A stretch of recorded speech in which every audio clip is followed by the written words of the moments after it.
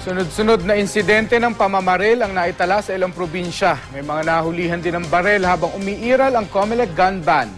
Iginiit naman ng pulisya na hindi sila nagkukulang sa pagbabantay. Makibalita tayo kay Tech Ocampo ng GMA Davao. Nakita nakahandusay sa tabi ng kalsada sa barangay Bangkal, Davao City ang isang duguang lalaki. Ayon sa mga saksi, nakatayo sa waiting shed ang biktima nang lapitan ng isang lalaki. Tumakbo raw palayo ang biktima pero pinagbabaril siya ng gunman. Namatay ang biktima. Pinaghahanap ngayon ng salarin. Namatay rin sa pamamaril ang isang lalaki sa Bacara, Ilocos Norte.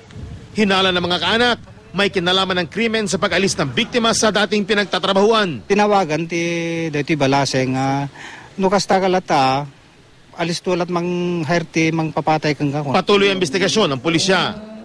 There on the spot din ang ama ng isang election officer sa Umingan, Pangasinan matapos pagbabarilin sa bayan ng Balungao.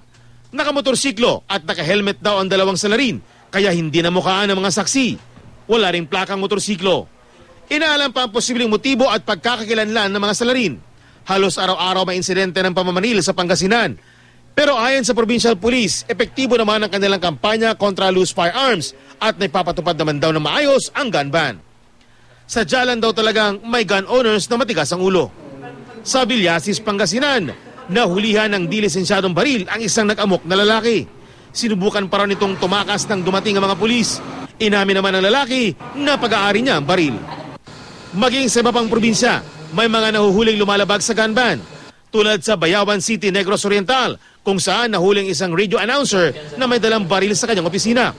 Lisensyado man ang kanyang baril, wala raw siyang gun ban exemption. Pero ayon sa kanya, during my program, tumatawag sa akin na parang yatang masasabing nag-treat sa akin. Kaya doon nagsimula na kinikiri ko talaga ang armas ko. Tech Ocampo, Nagbabalita, Pilipinas.